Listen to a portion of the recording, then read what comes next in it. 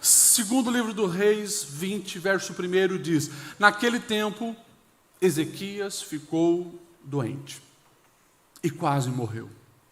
O profeta Isaías, filho de Amós, foi visitá-lo e disse: assim diz o Senhor, ponha em ordem a sua casa, pois você vai morrer e não se recuperará. Amém. Até aqui. Vamos orar? Deus, obrigado pela tua palavra, que nós possamos mais uma vez ser edificados pelas Escrituras Sagradas, que são luz para o nosso caminho. Fala aos nossos corações, daquela maneira que só tu, Senhor, sabe falar, porque conhece a realidade de cada família, de cada vida que aqui está presente. Que nós possamos, Senhor, sair daqui edificados, mas também determinados em cumprir o nosso papel diante, Senhor, daquilo que o Senhor tem exigido de nós, proposto para as nossas vidas. Assim pedimos o Espírito Santo que fale conosco, em nome de Jesus. Amém. Pode se assentar. Se assenta já, olhando para quem está do seu lado e pergunta para essa pessoa assim: quanto tempo você ainda tem de vida?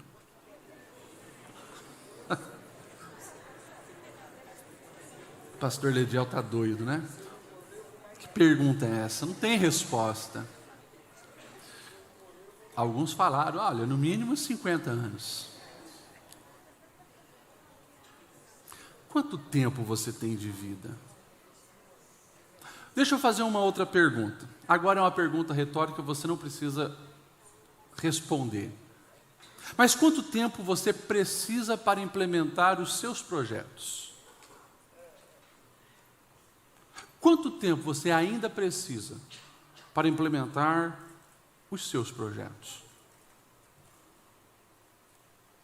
Eu gostaria de trazer uma reflexão sobre esse tema. Põe a tua casa em ordem, que é o que Deus vai falar para Ezequias. Ponha a tua casa em ordem, porque morrerás. Gente, que dificuldade, né? Deus se manifesta para você. Você está com o coração aberto para ouvir a voz do Senhor, e de repente Ele dá uma dessa. Põe a tua casa em ordem, porque você vai morrer. É claro que nós, olhando por essa lógica, parece de uma maneira muito brusca. Mas deixa eu falar uma coisa para você. Alguém aqui acredita que a sua vida vai ser eterna aqui nessa terra? Não. Todos nós sabemos que teremos um fim na jornada terrena. Porquanto, nós precisamos refletir como nós estamos vivendo, o que nós estamos fazendo com os dias que temos, com a vida que temos. Eu gostaria de falar a respeito de alguns assuntos, mas principalmente sobre família e sobre aquilo que eu ministrei falando aqui na apresentação do Noah para os pais, que os filhos são herança do Senhor. O que nós estamos fazendo com essa herança? Nesse período eleitoral, eu encontrei alguns pais frustrados, alguns pais crentes, alguns pais que estão anos na igreja. Pastor, como a política traz alguns temas para a gente discutir, eu fiquei assustado com a mentalidade do meu filho adolescente, da minha filha adolescente, porque ele pensa totalmente o contrário da gente. Pastor, eu não sabia que o meu filho é a favor do aborto, eu não sabia que a minha filha é a favor da legalização da maconha, e os pais apavorados, identificando, claro, que em algum momento, nesse período que os meninos deram uma esticada, houve alguma falha.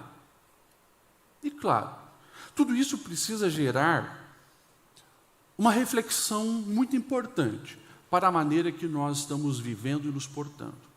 A história de Ezequias é uma história também que pode muito nos agregar e nos ensinar. Eu não sei se você já leu todas as histórias, relatos que nós temos do rei Ezequias, mas você vai encontrar um pouco da história dele no livro dos reis, Segundas Reis, você vai encontrar um pouco da história dele lá em Crônicas, e até no livro do profeta Isaías, profeta messiânico, você vai encontrar um pouco da história do rei Ezequias. E interessante, pensa num homem crente, Pensa num homem que conhecia o Senhor. Um dos melhores reis de Israel, sem dúvida nenhuma. Ele é aquele rei que, algum tempo atrás, tinha vivido uma das experiências mais singulares e maravilhosas concernente ao Senhor dos exércitos intervindo.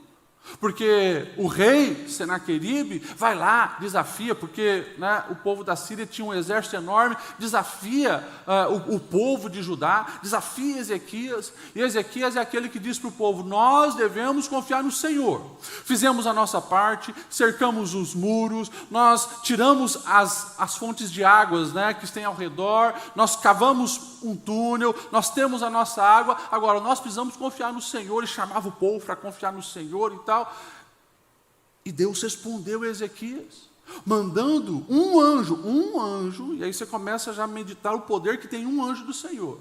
Matou mais de 100.000 homens do exército inimigo. Um anjo. Um negócio absurdo. Viveu experiências com Deus de uma maneira maravilhosa. Ezequias foi um rei que se posicionou para obedecer à lei de Moisés. Acabou com a idolatria, acabou com a prostituição idólatra, acabou com os postes ídolos, acabou com a adoração a falsos deuses. Vivia uma vida certa. E de repente o Senhor chega para ele e diz: Ezequias, põe a sua casa em ordem, porque você vai morrer. E daí sabe o que acontece? Muito interessante. Esse homem, rei, depois que o profeta Isaías vai e entrega esse recado para ele, ele vira para a parede e começa a chorar. E ele começa a fazer uma oração muito sincera, meio desesperadora. Deus, eu tenho sido fiel ao Senhor. Eu acabei com a idolatria no nosso território. Eu tenho incentivado o povo a te adorar. Eu tenho procurado viver segundo os preceitos da lei de Moisés. E daí o Senhor fica com misericórdia. Eu acho isso tremendo. Porque Deus tinha acabado de mandar Isaías entregar esse recado, mas uma oração que ele fez de coração mudou a situação. Olha aí. Tem alguém que ainda crê no poder da oração? Amém? Glória a Deus. Eu creio no poder da oração. E uma oração de coração mexeu com o coração de Deus. E o texto diz que o profeta Isaías nem estava longe, estava saindo. Deus diz: ô Isaías, volta lá. Fala para Ezequias que eu vou dar mais uns anos aí para ele. Se a gente faz os cálculos, Ezequias tinha mais ou menos, nessa época, 39 anos de idade, novo. Quem com 39 anos está pronto para morrer? Estou com 38 e quero ver até os 100. Nem penso em morte ainda. Temos que estar preparados, mas 39 anos. E daí o profeta Isaías volta e diz: Deus ouviu a sua oração. E Deus mandou aqui de volta para dizer para você que Ele vai te dar mais 15 anos de vida. Tá bom? 15 anos? Amém. Para quem ia morrer, 15 anos está bom. Agora, interessante, eu fico olhando, Deus é muito misericordioso, porque o rei ele ainda olha para o Isaías e diz: e como que eu vou ter certeza que isso vai acontecer?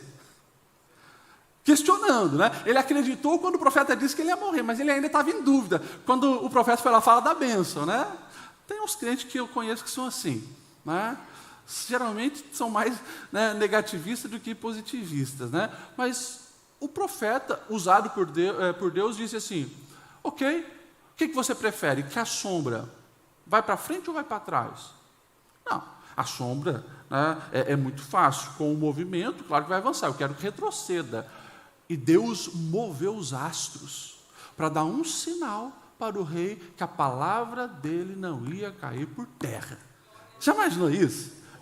Deus ordenando: ô sol, é o seguinte, tem um tomézinho ali, meio duvidoso, faz o sol voltar um pouco, volta um pouquinho, só volta. O sol voltou. Enfim. Agora, ele recebeu a bênção, o Senhor deu uma nova chance para ele, só que parece que o rei Ezequias se esqueceu do que ele tinha que fazer, do decreto que o Senhor tinha dado. põe a tua casa em ordem. E é sobre isso que eu gostaria de focar nessa reflexão. Porque a palavra de Deus está nos dando alguns recados importantes. Primeiro, a Bíblia está nos dizendo que Deus é um Deus que deseja ver a nossa casa em ordem, a nossa vida em ordem. E eu já faço mais uma pergunta retórica para você. A tua vida está em ordem? A tua casa está em ordem? Ou tem muitas coisas que precisa ali se ajeitar? Quando nós olhamos a criação, lá no início, a Bíblia vai dizer que a terra era sem forma e vazia, e Deus, pela sua palavra, foi colocando ordem. Deus é um Deus organizado. Tanto que lá na frente, Paulo ele vai escrever à igreja de Corinto, parecia que estava meio bagunçado algumas coisas, né? Muito falatório e tal. Ele vai dizer para que o culto deveria acontecer com ordem e com decência. Deus é um Deus de ordem. Agora, interessante, porque Deus é bem específico para Ezequias: a tua casa. Parece que o reino estava legal. A fase que Ezequias vivia com o povo era uma fase boa. Depois do que aconteceu com Senaqueribe e o exército da Síria, os inimigos estavam todos com medo deles. Então, não tinha riscos de segurança muito intensos e graves nesse momento. O governo estava ok, as finanças estavam ok, estava tudo em ordem. Mas Deus sabia, tem uma área que você precisa investir a sua atenção. Coloca a tua casa em ordem. E quando nós olhamos para os ensinos do Senhor, nós vamos ver que Deus é um Deus preocupado com essa questão de como nós estamos deixando os legados na vida daqueles que Deus confiou ou na vida daqueles que passam pela nossa história. Deus é um Deus que trabalha com gerações. E Deus está muito preocupado, sim, se você está preparando alguém para dar continuidade àquilo que os céus te confiou. Porque você está aqui, e eu espero que você está vivendo uma vida com Deus. Você está tendo experiência com Deus. Você está servindo ao Senhor. E os teus filhos? E os teus netos? E as pessoas que Deus te confiou para você influenciá-las? Como estão? Nós precisamos estar atentos a isso. Porque, infelizmente, Ezequias falhou. Se nós olharmos o texto paralelo lá de Crônicas, o texto vai dizer assim, que Ezequias não correspondeu ao favor que ele tinha recebido de Deus. Ele teve um filho, provavelmente de 2 anos e meio a 3 anos depois dessa cura. A doença dele era mortal, o Senhor curou. 2 anos, 3 anos depois dessa cura, ele teve um filho. O nome desse filho foi Manassés. Agora, vamos lá. Alguém que tem uma experiência como ele teve, ganhou 15 anos de lambuja, como diz o ditado popular. O Senhor deixou bem claro com a orientação: põe a tua casa em ordem. Ezequias não fez isso, porque o filho de Ezequias foi o pior rei de Israel e Judá. O pior. Se você pegar a sua Bíblia e um capítulo depois, o capítulo 21, olha só a descrição desse menino. O texto vai dizer assim: Manassés, o filho de Ezequias, tinha 12 anos de idade quando começou a reinar, reinou 50 anos em Jerusalém. O nome da sua mãe era Efizibá, e ele fez o que o Senhor reprova. Vai anotando aí, vai anotando. Ele fez o que o Senhor reprova, imitando as práticas detestáveis das nações que o Senhor havia expulsado diante de Israel. Ou seja, começou a importar de novo para dentro de Israel o lixo da idolatria, da prostituição que estava do lado de fora. Reconstruiu altares idólatras que o seu pai Ezequias havia demolido, e também ergueu altares a Baal, e fez postes sagrados para Aserá, como fizera Acabe, o rei de Israel.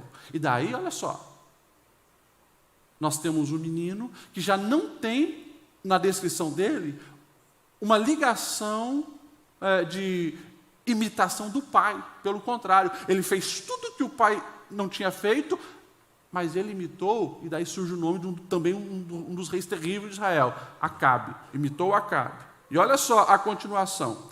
Inclinou-se diante de todos os exércitos celestes e lhe prestou culto. A astrologia já era muito presente nesse tempo. E ele começou a crer nessas questões dos astros e fazia culto às estrelas. Construiu altares no templo do Senhor, no qual ele havia dito que em Jerusalém eu porei o meu nome. Não, ele não fez isso. No templo do Senhor, o camarada vai trazer altares de Acera, de Baal, que é um negócio assim, absurdo. Fez isso. Nos 2 pátios do templo, construiu altares para todos os exércitos celestes e chegou, olha isso, chegou a queimar o próprio filho em sacrifício. Se não bastasse, o camarada praticou feitiçaria, adivinhação, recorreu a médiuns e a quem ele consultava vários espíritos. Fez tudo o que o Senhor reprova, provocando-lhe a ira. Coisa assustadora. Ezequias, um homem de Deus, que viveu milagres de Deus, não fez a sua parte, como deveria. O menino com 12 anos assume o trono, está todo depravado, distorcido e imoral, e compromete tudo. É claro que, aí, conforme os próprios teólogos interpretam, teve também influência de pessoas a quem ele deixou encargos importantes, que influenciaram esse menino, o prejudicando ainda mais. Nós precisamos estar atentos a essa realidade da vida de Ezequias, porque a Bíblia nos traz essas histórias para que venhamos aprender.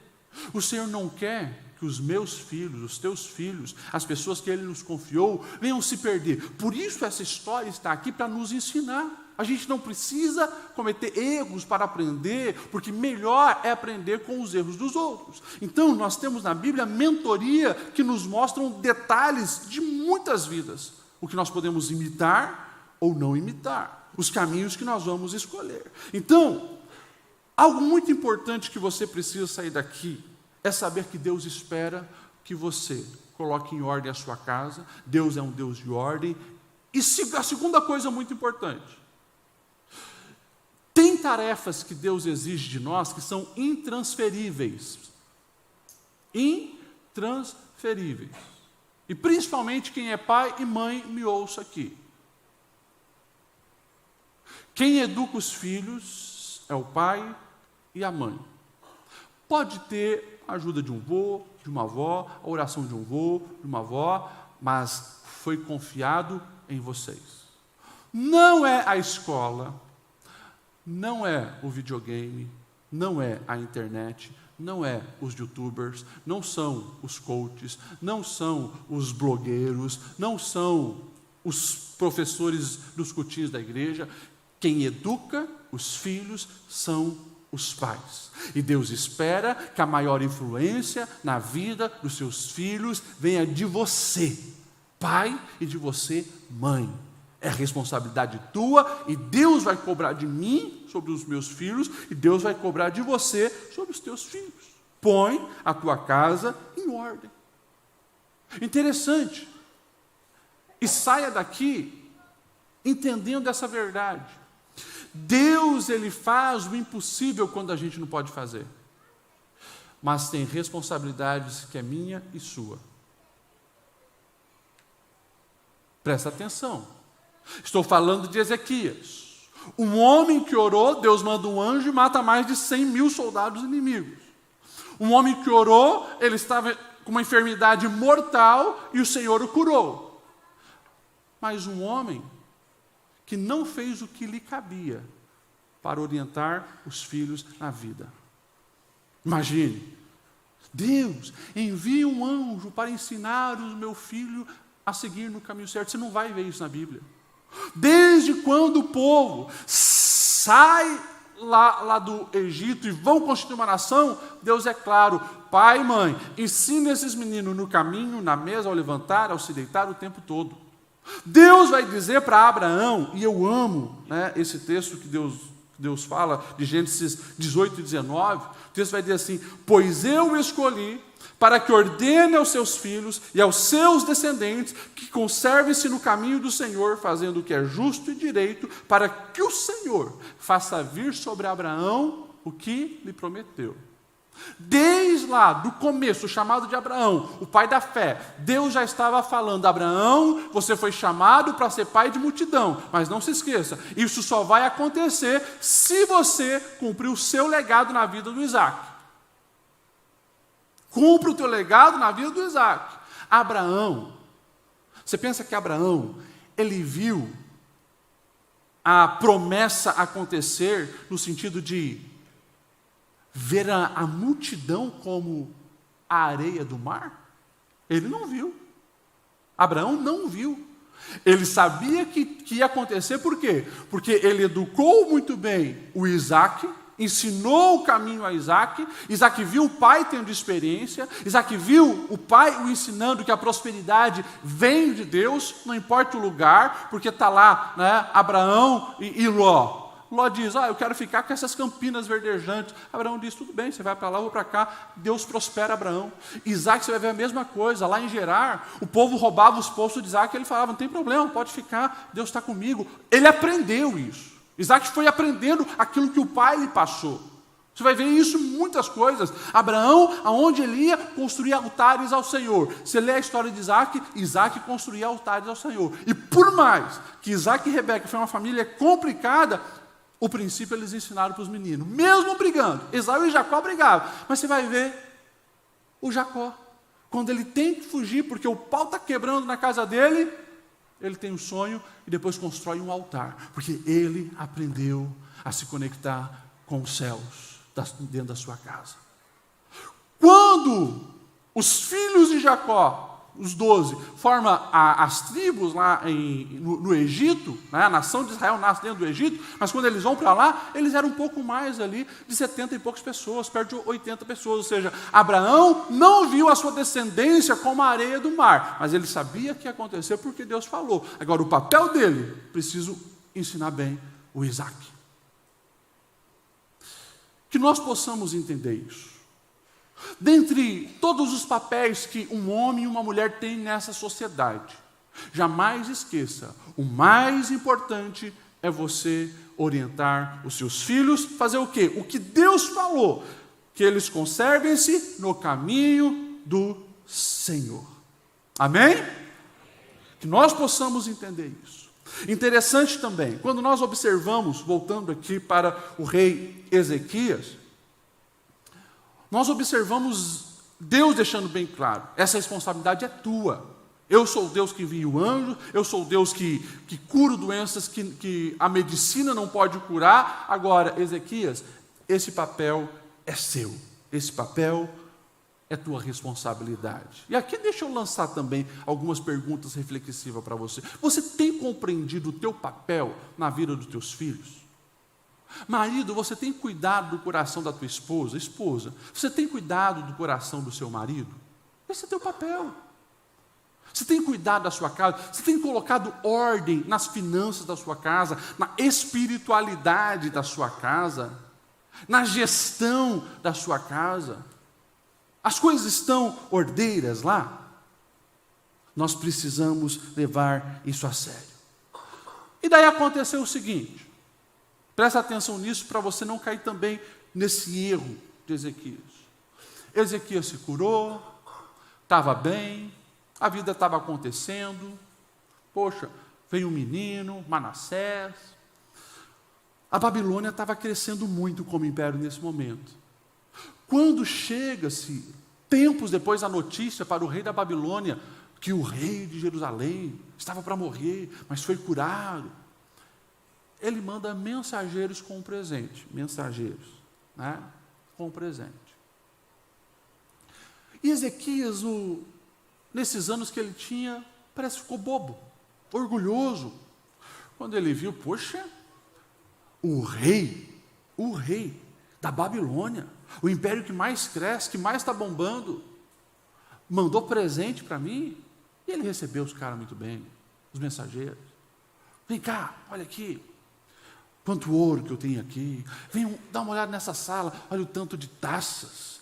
Olha os escudos dourados. Olha essas lanças. Vem ver o meu arsenal particular. E foi mostrando, mostrou tudo. Mostrou tudo. Mostrou lá as Ferrari, as Lamborghini, mostrou tudo. De repente o profeta Isaías, enviado por Deus, vai lá e pergunta: ô Ezequias, quem que eram esses camaradas que estavam aí? Mensageiros do rei da Babilônia que vieram me honrar. Trouxeram um presente para mim.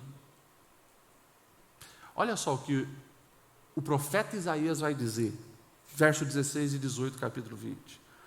Ouça a palavra do Senhor. Um dia, tudo o que se encontra em seu palácio, bem como tudo o que os seus antepassados acumularam até hoje, será levado para a Babilônia. Nada restará, diz o Senhor. Alguns dos seus próprios descendentes serão levados e eles se tornarão eunucos no palácio da Babilônia. Olha a palavra. Você ficaria feliz com essa palavra, sim ou não? Não, peraí.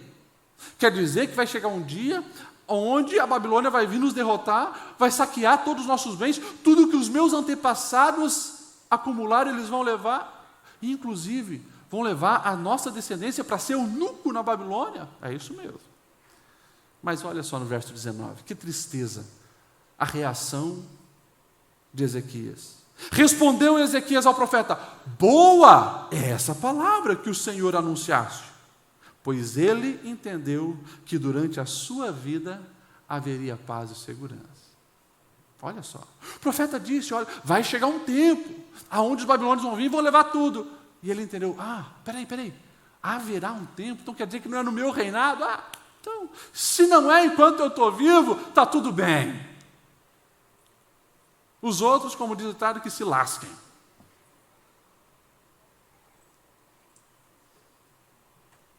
Inteligente? Uma mente presa ao imediatismo. O que importa é eu estar bem. Uma mente egoísta, mas despreocupado com a próxima geração. E deixa eu falar uma coisa para você. Deus é um Deus geracional. Deus quer ver sim a nossa geração sendo abençoada, mas não fique limitado aqui.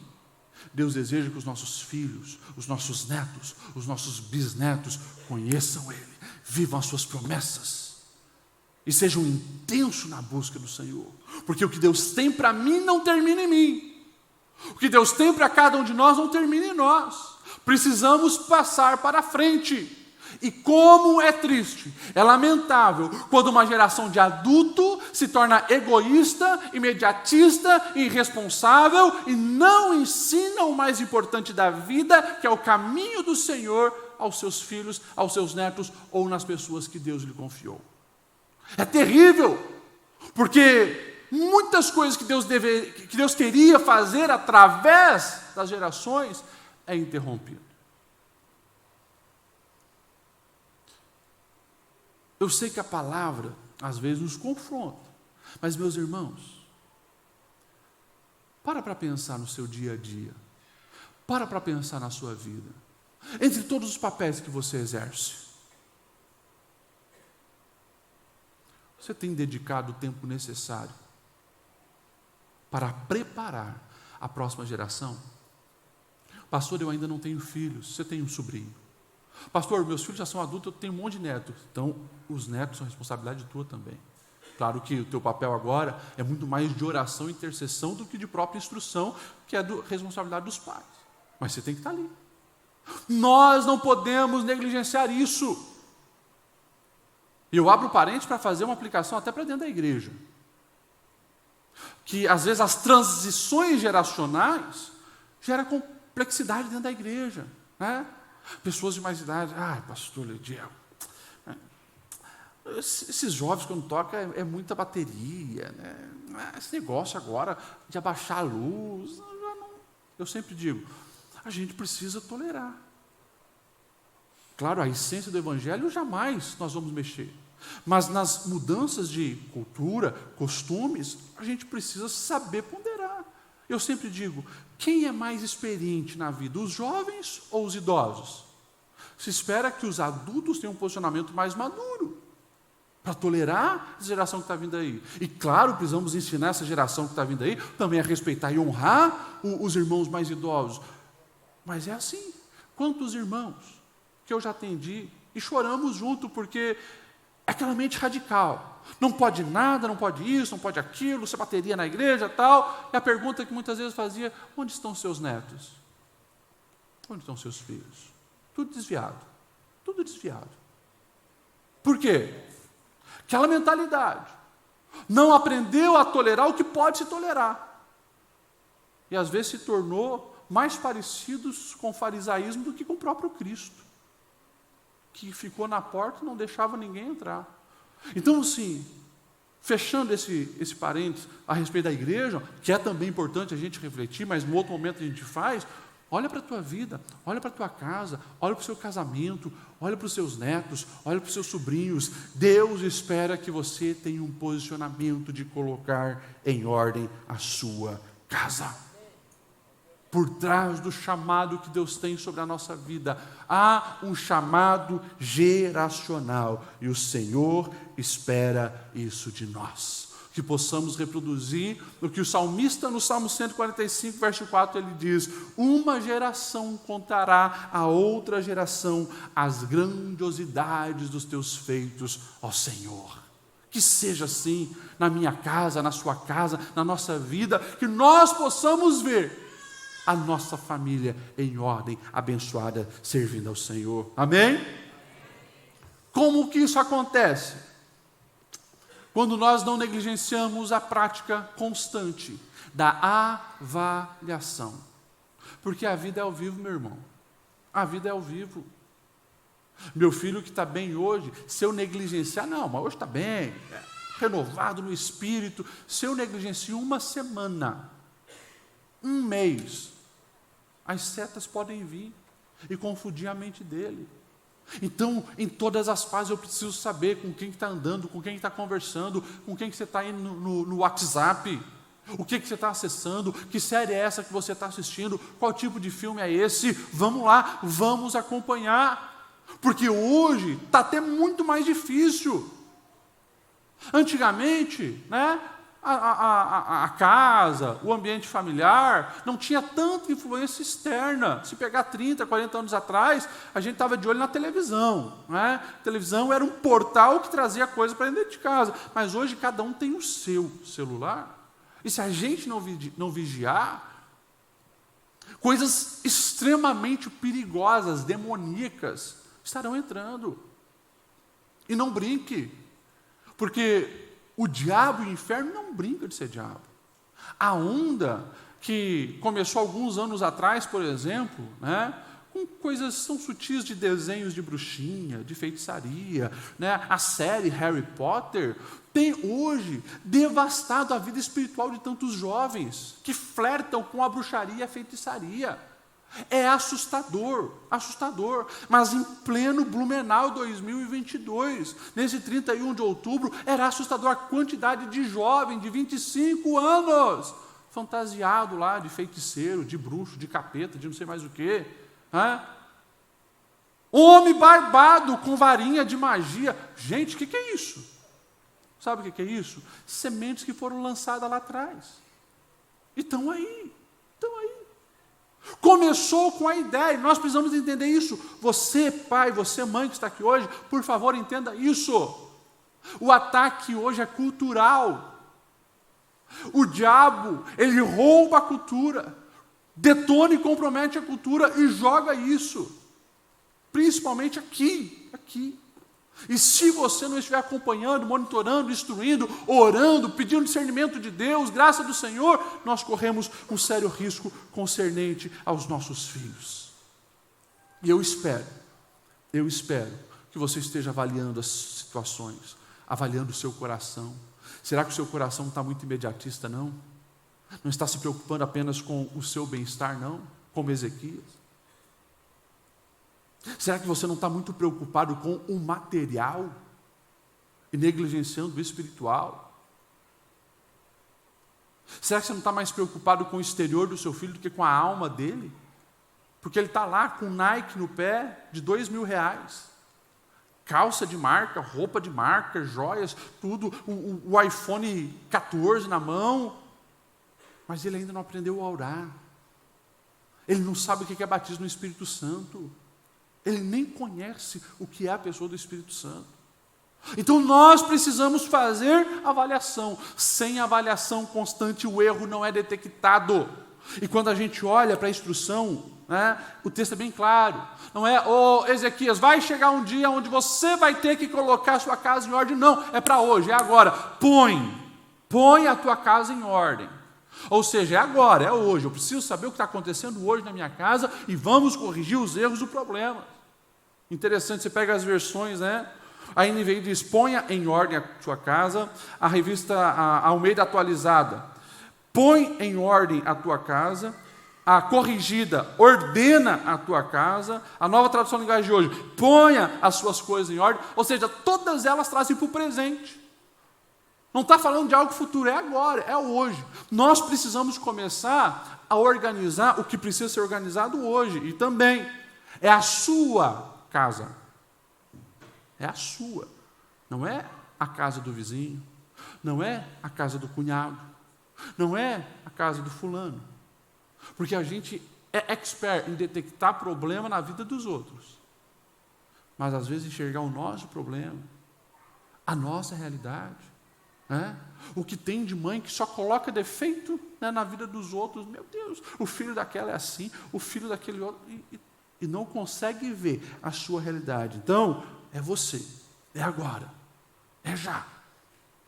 Os profetas o tempo todo eles estão alertando sobre isso. Quando nós vamos para Ageu é aquele profeta que chama o povo dizendo assim, considerai o vosso caminho, dá uma olhada em como vocês estão vivendo a vida, gente. Para que vocês estejam alinhados com a vontade do Senhor. E quando a gente olha para essa palavra, nós somos confrontados. E nós somos chocados. Porque alguém que era de Deus, alguém que teve experiência com Deus, desperdiçou os 15 anos que ganhou de lambuja do Senhor, o presente que ele ganhou do Senhor, e ele não se importou com as gerações futuras. Mas ainda bem que essa palavra chegou até nós, ainda bem que hoje está sendo pregada aqui, porque o Senhor fala conosco, nos chamando a abrir os olhos, a enxergar muitas vezes aquilo que nós estamos empurrando com a barriga. Meus irmãos, o ano está findando, temos aí mais 1 mês e meio, dá de fazer muita coisa ainda esse ano. Olha para a sua vida, para a sua casa, para os seus filhos, para o seu casamento, para os seus projetos. Como é que foi esse ano? Mas quando você projetar os próximos dias, e principalmente o ano que vem, você não pode negligenciar essa ordenança do Senhor. Põe a sua casa em ordem. Vamos voltar à pergunta que eu introduzi essa reflexão. Quanto tempo você ainda tem?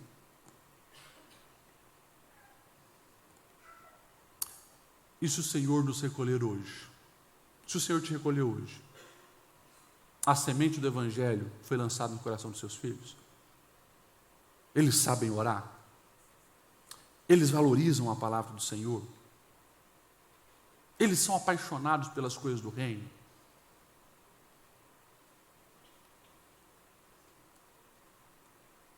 A vida é como um vapor. Há 2000 atrás de manhã eu pregava sobre isso. Antes que seja tarde demais. Então é hoje, é hoje.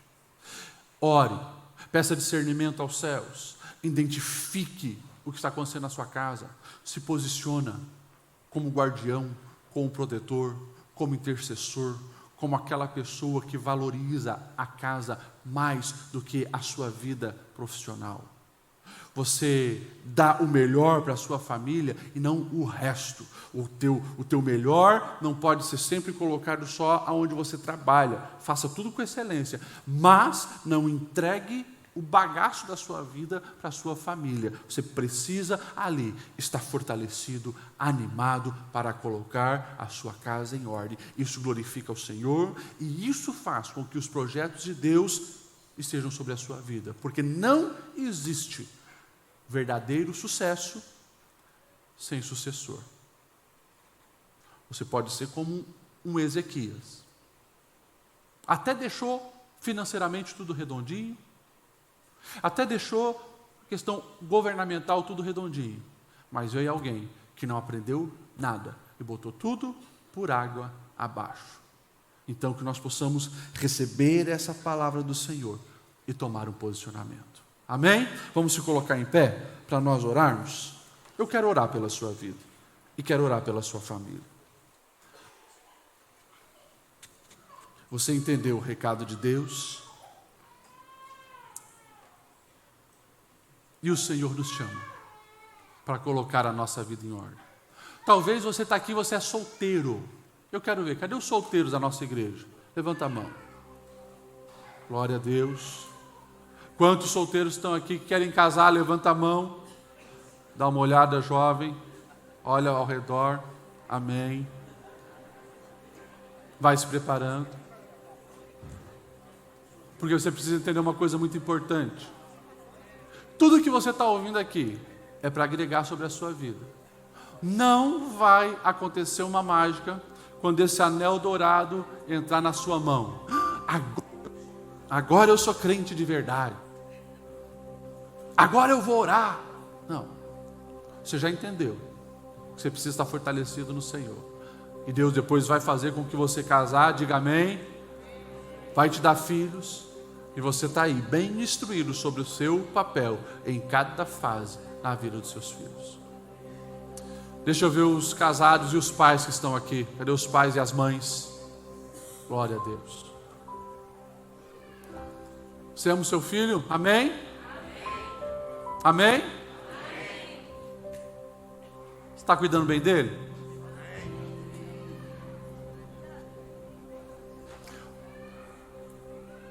Se eu fizer aqui perguntas falando de critérios, você sabe pontuar o que é mais importante para o seu filho? Para a sua filha? Porque hoje, na sociedade, a sociedade o valoriza pelo seu exterior. Está com uma roupa de marca, um bonezinho maneiro, tem um monte de like na rede social, o mundo abraça. Só que o que é uma vida de 70, 80 anos aqui comparada à eternidade? Não é nada. Que o meu filho, se preciso for, não use roupa de marca. Se preciso for, que não ande nos melhores carros. Se preciso for, que come arroz com ovo. Mas eu quero encontrar ele no céu. Se eu puder dar o melhor, amém, eu vou dar. Mas eu quero encontrar no céu. Meus irmãos, nós vamos falhar muito se os nossos filhos não amarem o Senhor. Eu já ganhei muitas pessoas para Cristo, inclusive nesse púlpito vocês sabem disso. Mas eu trocaria todos para não perder o Kenny e a Esther no céu. Você também. Tenho certeza que você também. Então assim, que nós possamos entender o recado de Deus, que nós possamos amar os nossos filhos muito mais do que todas as pessoas que passam pela nossa vida. Ame todos, mas se dedique àqueles que Deus te confiou. Quando eu estiver diante de Deus, o Senhor vai cobrar sim a minha função pastoral, mas eu tenho certeza Cadê a tua esposa? Cadê os teus filhos? É isso. É isso. Deus fez isso com Abraão. Deus deseja fazer isso com cada um de nós. Pastor, os meus filhos estão desviados. Eu tenho convidado eles para ir para a igreja. Você não pode baixar a guarda em momento nenhum. Você tem que entrar nessa guerra. Você tem que jejuar. Você tem que chorar na presença do Senhor. Você tem que fazer campanha de madrugada. Eu estou fazendo, pastor, já há 10 anos, não importa. Não pare nunca. Você precisa ver os resultados. Não para. Pastor, a minha preocupação é com os meus netos. Ora, ensina, educa.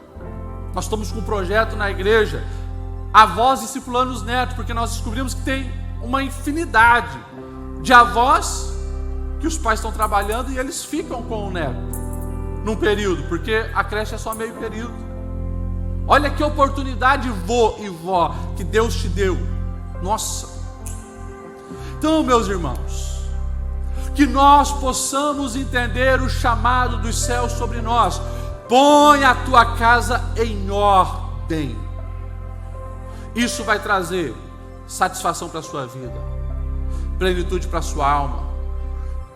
O propósito começa a tomar uma dimensão mais clara. E daí você vai ver que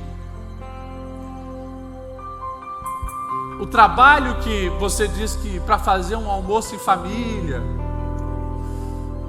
a carne está tão cara, você vai ver que isso não é nada comparado ao investimento de ter a família ao redor de uma mesa, contar uns casos, rir junto, orar junto. Você vai ver que as coisas que parecem simples da vida são o que mais agrega e fortalece os vínculos.